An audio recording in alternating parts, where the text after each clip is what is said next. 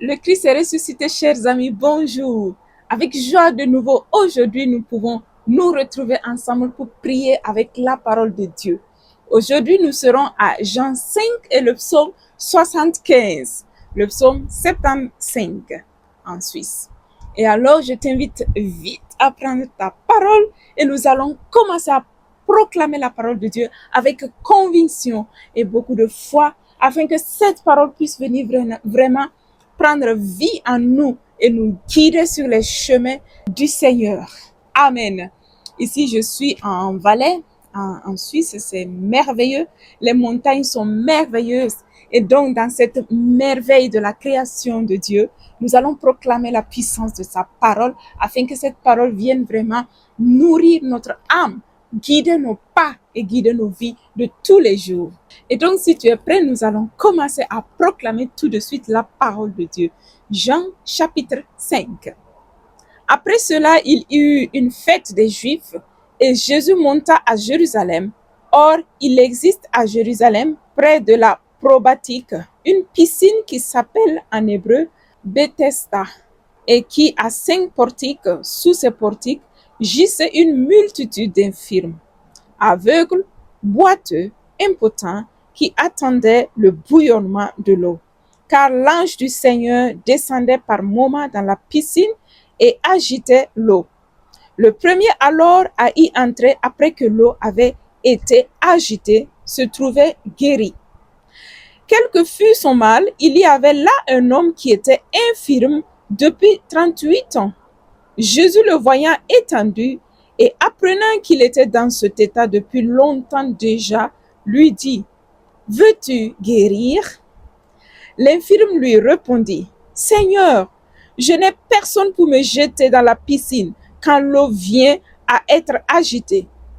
Et le temps que j'y aille, un autre descend avant moi. » Jésus lui dit: « Lève-toi, prends ton grabat et marche. » Et aussitôt l'homme fut guéri. Il prit son grabat et il marchait. Or, c'était le sabbat. Ce jour-là, les Juifs dirent donc à celui qui venait d'être guéri: « C'est le sabbat. Il ne t'est pas permis de porter ton grabat. » Il leur répondit: « Celui qui m'a guéri m'a dit: prends ton grabat et marche. » Ils lui demandèrent: « Quel est l'homme qui t'a dit: prends ton grabat et marche ?» Mais celui qui avait été guéri ne savait pas qui c'était. Jésus, en effet, avait disparu, car il y avait foule en ce lieu.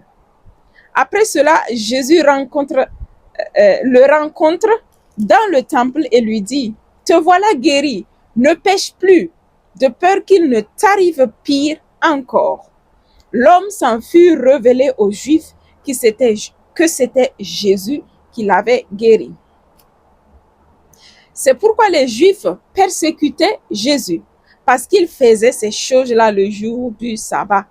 Mais il leur répondit: « Mon Père est à l'œuvre jusqu'à présent, et j'œuvre moi aussi. » Aussi les Juifs n'en cherchaient que davantage à le tuer, puisque, non content de violer le sabbat, il appelait encore Dieu son propre Père, se faisant égal à Dieu.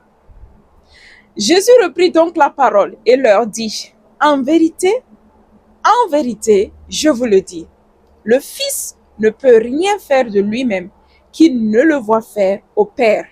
Ce que fait celui-ci, le Fils le fait pareillement, car le Père aime le Fils et lui montre tout ce qu'il fait.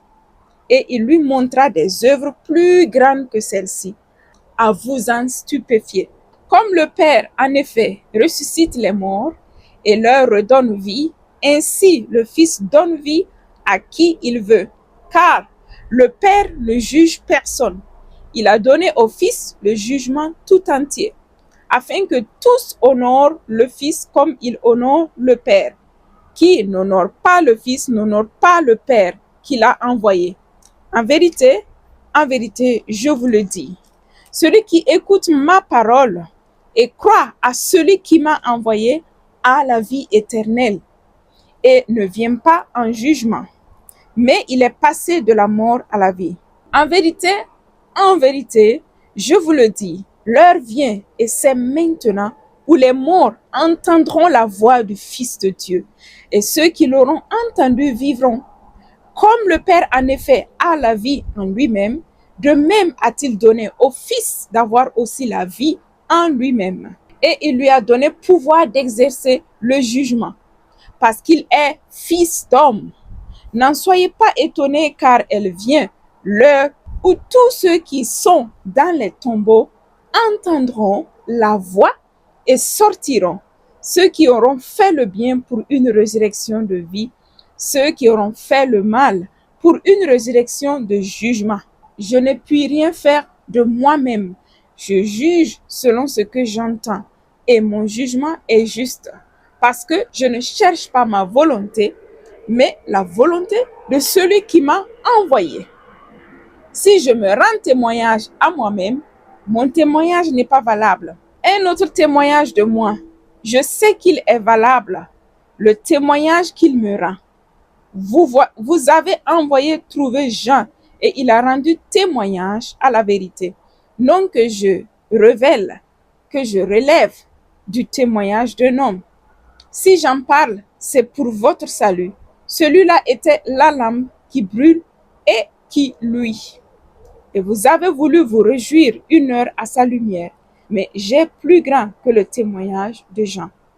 Les œuvres que le Père m'a données à mener à bonne fin, ces œuvres mêmes que je fais me rendent témoignage que le Père m'envoie. Et le Père qui m'a envoyé, lui, me rend témoignage. Vous n'avez jamais entendu sa voix, vous n'avez jamais vu sa face, et sa parole, vous ne l'avez pas demeurée en vous, puisque vous ne croyez pas celui qu'il a envoyé. Vous scrutez les Écritures parce que vous pensez avoir en elles la vie éternelle, et ce sont elles qui me rendent témoignage. Et vous ne voulez pas venir à moi pour avoir la vie. De la gloire, je n'en reçois pas qui viennent des hommes, mais je vous connais. Vous n'avez pas en vous l'amour de Dieu. Je viens au nom de mon Père, et vous ne m'accueillez pas. Qu'un autre vienne à son propre nom, celui-là vous l'accueillerez. Comment pouvez-vous croire, vous qui recevez votre gloire les uns des autres, et ne cherchez pas la gloire qui vient de Dieu unique? Ne pensez pas que je vous accuserai auprès du Père. Votre accusateur, c'est Moïse, en qui vous avez mis votre espoir. Car si vous croyez Moïse, vous me croirez aussi, car c'est de moi qu'il a écrit. Mais si vous ne croyez pas à ces Écritures, comment croirez-vous à mes paroles? Amen. Merci Seigneur pour cette parole merveilleuse que tu nous parles, tu nous éclaires vraiment les yeux sur comment nous conduire, pour comment nous comporter, Seigneur, pour pouvoir vivre la vie en abondance. Merci vraiment, Seigneur, pour ta parole, que tu nous parles pour nous éclairer nos yeux, nos voix, pour savoir vraiment où mettre nos pas d'une manière concrète et pouvoir vivre dans la joie, dans la liberté d'enfant de Dieu. Le verset qui m'a touché tout de suite, le verset 25 m'a touché. En vérité, je vous le dis, l'heure vient et c'est maintenant où les morts entendront la voix du Fils de Dieu, et ceux qui l'auront entendu vivront. Merci Seigneur, parce que vraiment ta voix fait revenir à la vie. Seigneur, donne-moi d'ouvrir mes oreilles pour entendre ta voix et pouvoir répondre oui à ta voix, Seigneur, afin de pouvoir vivre, mais pas cette vie qui passe, mais la vie qui dure pour l'éternité avec toi. Seigneur, merci de me donner d'entendre ta voix à travers ta parole, Seigneur. Ta parole est vivante. Aujourd'hui, concrètement, tu me parles à travers ta parole. Et c'est à moi de la prendre et la proclamer pour que cette parole puisse me donner de vivre en abondance. Car comme dit ta parole dans ce verset 25, qui l'aura entendu vivra. Oui Seigneur, je veux proclamer ta parole et l'entendre avec mes oreilles, l'écouter avec mon cœur et la mettre en pratique dans toute ma vie de tous les jours, afin de pouvoir survivre à toute attaque de l'ennemi, à tout ce qui va contraire à ta parole, à ta vérité. Donne-moi d'écouter toujours ta parole, ô Seigneur, et de la mettre en pratique afin de pouvoir toujours vivre sur tes voies justes et ne pas me laisser dérouter par les fausses vérités de ce monde, ô Seigneur. Merci parce que tu m'aimes et tu as voulu que je puisse te rencontrer, que je puisse t'écouter à travers ta parole d'une manière concrète aujourd'hui. Oui, Seigneur, je proclame que je vivrai pour toujours avec toi, ô Seigneur. Donne-moi de ne jamais cesser de me fatiguer d'écouter ta voix, d'écouter ta parole. Donne-moi tous les jours d'être fidèle, d'écouter ta parole et de la mettre en pratique dans ma vie afin de vivre, Seigneur. Amen. Maintenant, mon frère et ma soeur, tu peux faire ta prière et nous allons passer tout de suite au psaume 75, le psaume 75. À toi, nous rendons grâce, ô Dieu. Nous rendons grâce en invoquant ton nom, en racontant tes merveilles. Au moment que j'aurai décidé, je ferai, moi, droite justice. La terre s'effondre et tous ses habitants, j'ai fixé, moi, ses colonnes. J'ai dit aux arrogants, pas d'arrogance aux impies. Ne levez pas si haut votre front. Ne parlez pas en raidissant l'échine, car ce n'est plus du levant au couchant.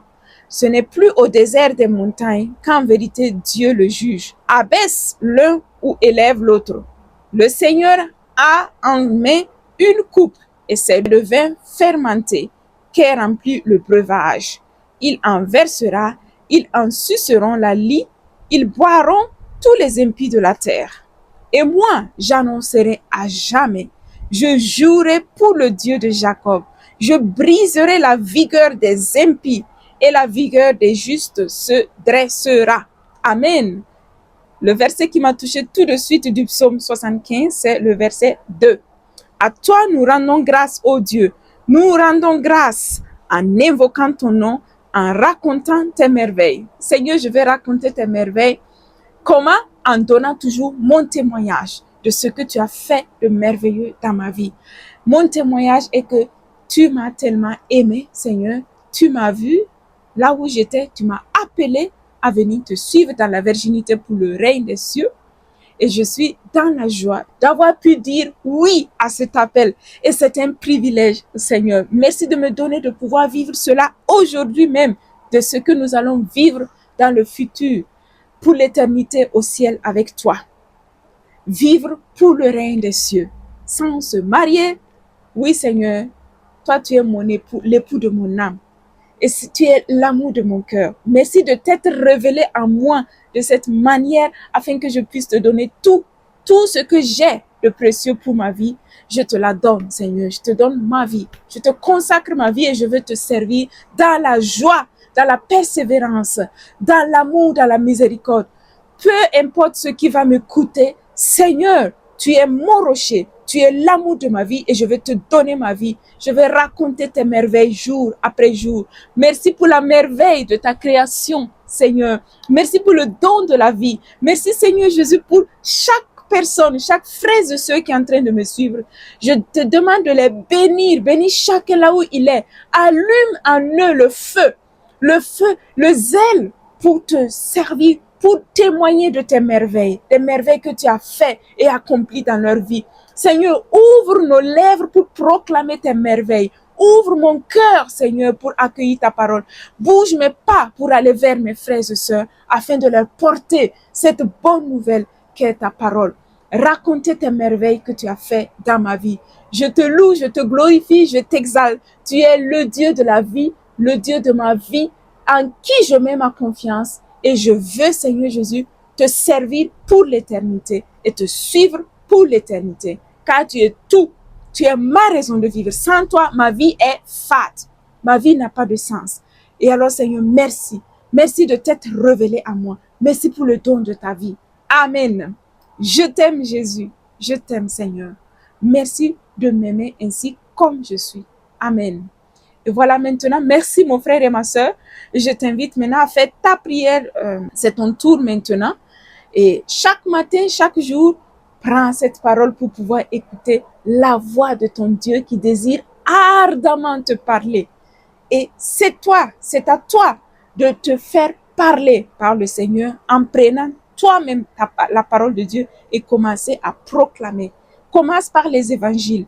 Un chapitre de l'évangile et un psaume proclamé. Et ensuite, tu peux faire un chant de louange et remercier le Seigneur pour ce qui t'a touché. Amen. Alors, on se verra la semaine prochaine dans la joie. La semaine prochaine, nous serons déjà au Burkina Faso. Et là, de la fraîcheur de la Suisse à la chaleur du Burkina Faso. Alors, au rendez-vous à la semaine prochaine. Je vous attendrai avec beaucoup de joie. Au revoir et à bientôt. Soyez bénis. Au revoir.